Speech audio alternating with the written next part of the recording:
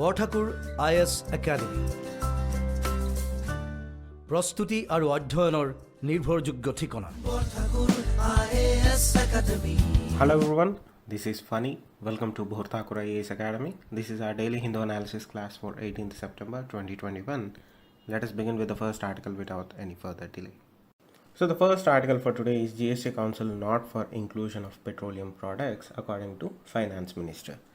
Now yesterday we had the Goods and Services Tax Council meeting where they deliberated on bringing in petroleum products under the GST regime.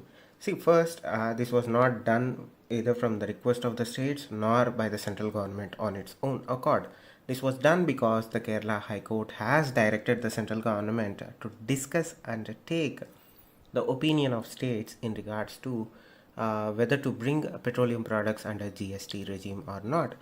So as far as that question is concerned, it is clear right now that petroleum products are not going to be under or not going to be brought under the GST regime. Why? Because the council members, meaning states, have spoken very clearly that they don't want petroleum products to be included in GST at this point of time. See, they are not entirely sidelining the idea. At this point of time, they don't want it to be under the GST regime. So why is that? It is a simple matter of control. See, what happens with GST is all of the tax that is collected under the GST regime goes to the central government. From there, it is distributed to the states. Now, given the COVID-19 pandemic, we have seen a lot of friction between the central government and state governments in regards to the disbursement of dues of GST from central to state treasuries. So, petroleum is one thing where the tax directly goes to state coffers, meaning state treasury. They don't want that control to be gone at this point of time right now. See, it is like that. You have control of something, you don't want to lose it. So that is a simple case of that. Petroleum products do bring in, meaning fuels do bringing in a lot of revenue to states and also the central government, right? Right now the states are not willing to forego the control that they have on fuel taxes at this point of time. Now the second thing is, this article talks about something called compensation cess. What is compensation cess? See, when GST was being implemented or GST was brought in for the first time, there were some states that were unwilling to join the GST regime altogether because they felt that once they join GST regime, they are going to lose some revenue in between. So what the central government at that point of time did was, they assured the state governments that we are going to provide you some money, we are going to give you extra money, we are going to compensate you for the money or the revenue that you are going to lose when you join the GST regime. So during that period, to assuage their fears, the central government said, okay, don't worry, if you are going to lose revenue, we are going to compensate for it. But the central government kept a condition. What was the condition? They said that since GST is going to be implemented, we are going to compensate for your losses for only a period of 5 years. So that period was about to end in July of 2022. Now what has happened in the last 2.5 years? Okay, in the last 2 years, let us say we had the pandemic, but much prior to that, Indian economy was on a turmoil, right? Most of the states where GST tax revenues were falling. Not only that, the economy was also on a downturn. Now, given the pandemic, many of the states are struggling in their finances. So they are very much dependent on the compensation that the central governments provides to these state governments. If you might believe this, but nonetheless, many state government budgets are dependent on whatever the compensation that central government is paying them according to that agreement. Now, here lies the problem. Even the central government doesn't have enough money to compensate to the state governments. They have promised it, They have promised it for 5 years and there is still time to fulfill. So the problem is the central government is also struggling to pay that money, pay that additional, whatever you call it, compensation. Now, to support or to ensure that they generate enough revenue to compensate states for their losses, central government started imposing a thing called compensation cess on products like automobiles. So let us say automobiles come under 18% slab. You are paying 18% on GST. What central government does is, central government is going to add a 2 or 3% of compensation cess on top of the 18% GST. So the money that central government is generating through the compensation cess, that money they are using to pay the losses that states are experiencing. That is called compensation cess.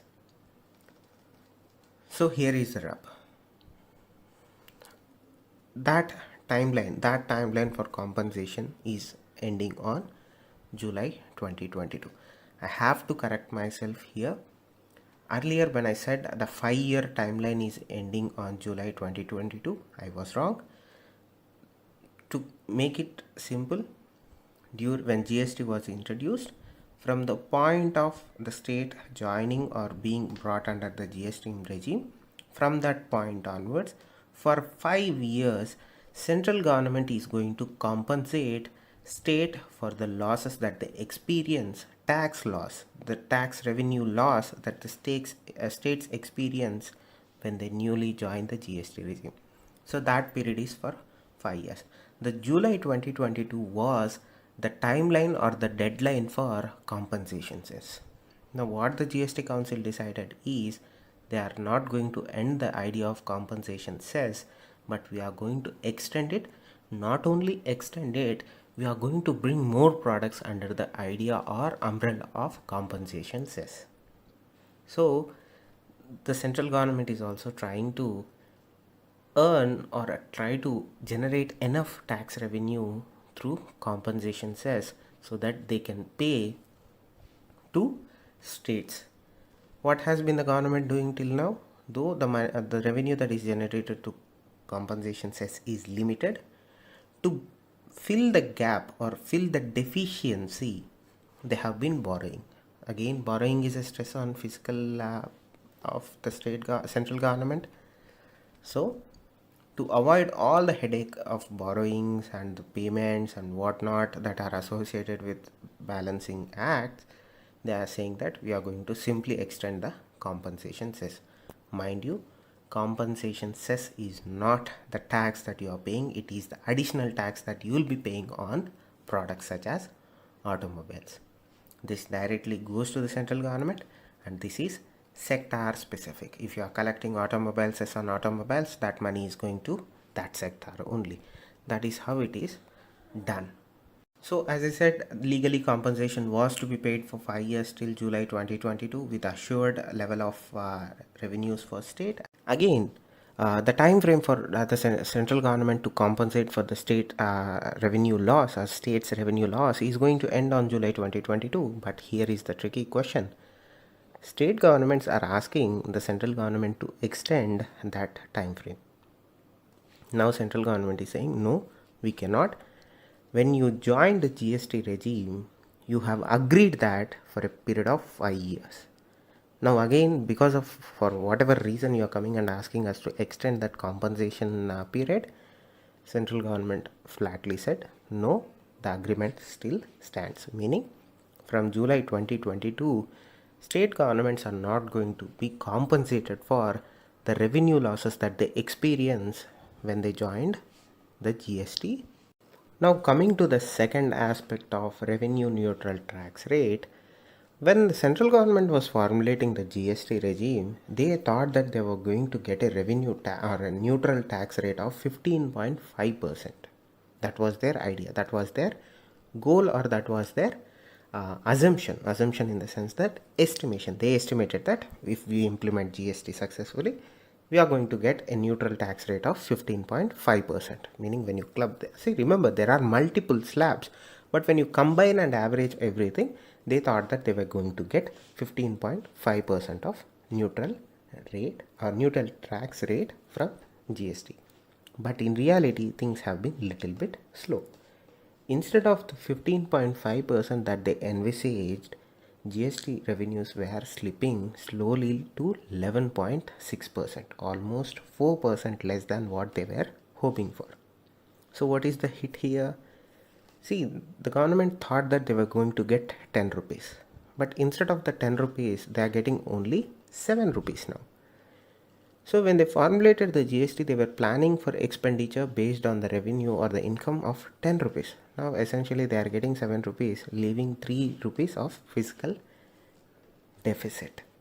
Now they have to contend with that loss of 3 rupees or a difference of 3 rupees. That is why they have formed a new ministerial grouping, particularly two ministerial groupings. One has been tasked with reviewing tax rate rationalization issues to correct anomalies. Right? You have rate structures. So to address this issue, to address this neutral tax rate issue, the council has formed two ministerial groupings. One has been given the job to study the entire structure, rate structure particularly, and try to find any issues so that you can solve and normalize the anomalies that are existing in the current structure, current rate structure. The second one is to tap technology to improve compliance and monitoring. So sadly, there is this problem that we suffer not only in our country but in almost all of the countries, is people tend to avoid or evade taxes. Generally, people go out of their way to avoid and evade taxes. So GST Council has formed a ministerial grouping that will look into technologies that might help GST or that might help tax officials monitor GST collection, GST payment, tax collection and tax payment, and also check for the compliance from citizens. These are the two ministerial groupings, particularly groups of minister groupings that the GST Council has come up with. As I said, the compensation cess is being levied on automobiles, tobacco products, aerated water over and above the basic GST rate. Right, I already told you this. This was done to cover the state gap between states' actual revenue and the 14% annual revenue growth for 5 years that were assured to the states when they adopted GST. I hope this is clear. Now let us see what are the other decisions that were taken. One of the biggest important decisions is food delivery apps such as Zomato, such as Swiggy. Most of you might be well aware of it. Most of you might be using it on a daily basis. So when you buy something from that, you'll get a bill, right? You'll get a bill, and the bill will include the tax that is being imposed by the restaurant, hotel that is. Now GST Council has decided that the GST for your purchase through food service app or food delivery apps is going to be carried out by the app and not by the restaurant. Let us say you have Swiggy with you. You are going to order some food from hotel A. Earlier, what was the issue? What was the procedure was, when you order it, hotel A is going to collect a tax for your purchase. Now the new rule stipulates that instead of hotel A, Swiggy is going to collect the GST from your purchase. So that is the major difference from earlier to now. This is in regards to food. As you can see on the screen, there are other things, particularly for reducing tax on medical equipment. Not only that, import of leased aircraft exempted from IGST. Particularly if you look, majority is being covered for medical field, either it is COVID or COVID related relief materials, and not only that, drugs that treat cancer. So again, the important one that we have to look out for is the collection of revenue from the restaurant to delivery aggregators such as Swiggy, Zomato, and other cloud kitchen operators instead of the restaurants. Okay, now I hope this is clear for you. So before moving on to the next article, let us understand a bit about GST Council itself. Remember, GST Council is a constitutional body because it was brought under Article 279A.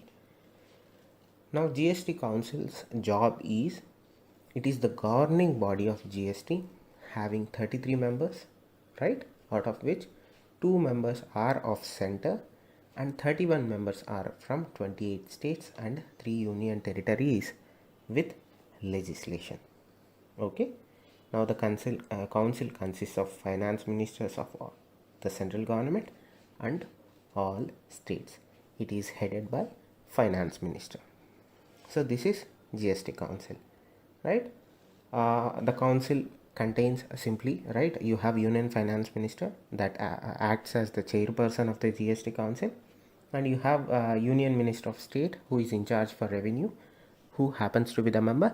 Remember, 33 members, 2 from center, 31 from state and union territories. The 2 persons are who from central authority, that is the finance minister who acts as the chairperson of GST Council. You have the union minister of state in charge for revenue or finance as the member of the council. Okay, I hope this gives you a clarity of GST Council, who heads it, what is the authority, it is a constitutional body to repeat again, and what is the current issue between states and the center in regards to GST Council, what is compensation says, and not only that, I hope you have an understanding of why states are afraid or why states are hesitant to be very specific in bringing in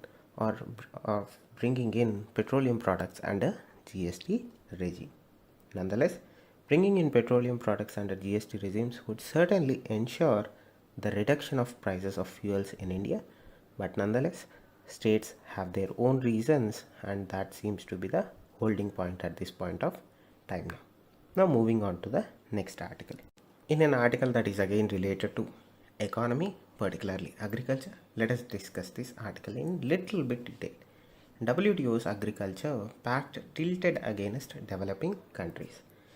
Now, before going into this article, let us learn a little bit of background about what are they talking about in this article. First, let us learn what is Agreement on Agriculture, AOA. So, Agreement on Agriculture is an agreement made through World Trade Organization in the year 1995. Why was AOA brought in? The idea was to make policies that are feasible to market, right? The idea was to liberalize trade, particularly in agricultural sector, right? The idea was to remove any barriers of trade in agricultural sector by way of liberalizing them and reforming the market. That was the intent.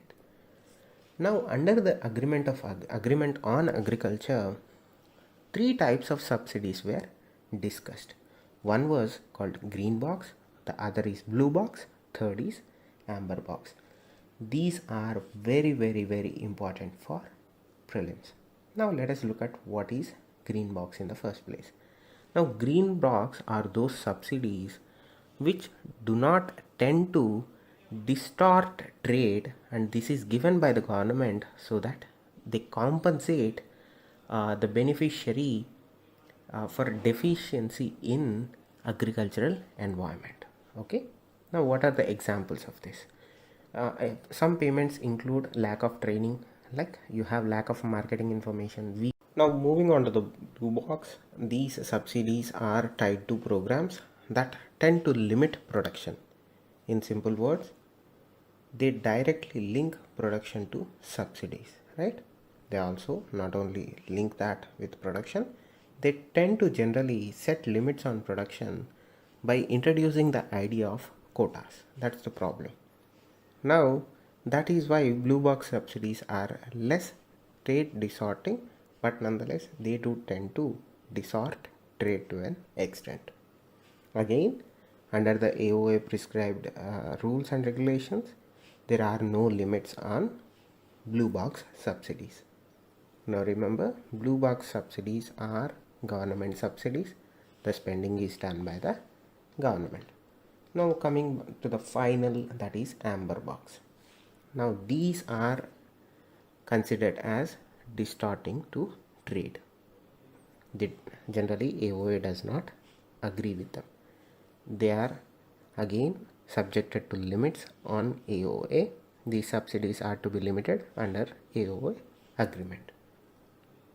Remember, the limit for developed countries is 5% and for developing countries is 10%, meaning only 5% in developing countries should be given as amber box subsidies. In developing countries, only 10% should be given. What are amber box subsidies? Fertilizers, seeds, water, power. Water in the sense providing irrigation, power, free electricity. What is India doing? Majority of farmers in our country do get to an extent of free electricity for their motor sets so that they can pump and irrigate their fields. So these are not okay from the AOA. They tend to set a limit of 5% and 10%. Now since we have the understanding of what Agreement on Agriculture or WTO Trade Organization is, now Indian ministry or Indian government is saying that there are certain imbalances, and this agreement on agriculture is favorable to developed countries and have tilted rules against many developing countries. Who said this? This was said by our Commerce and Industry Minister Piyush Goyal ji. Now his assertion was there are some asymmetries and imbalances in the agreement on agriculture, and these imbalances are to be corrected to ensure a rule-based and fair and equitable order. Remember, we are saying that the agreement on agriculture is imbalanced. It is favorable to developed countries and the rules are also tilted towards developed countries. These are not in favor of developing countries. Now he is saying that what are we asking for? We are asking for three things from you, from World Trade Organization. One, we want these to be corrected. We want imbalances to be corrected. We want a rule-based and a fair and an equitable order. Right? You need these three things: a rule-based one, a fair one, and an equitable order. Where did our minister said this? He said this during a G33 virtual meet. What is G33? G33 is a grouping of countries, right?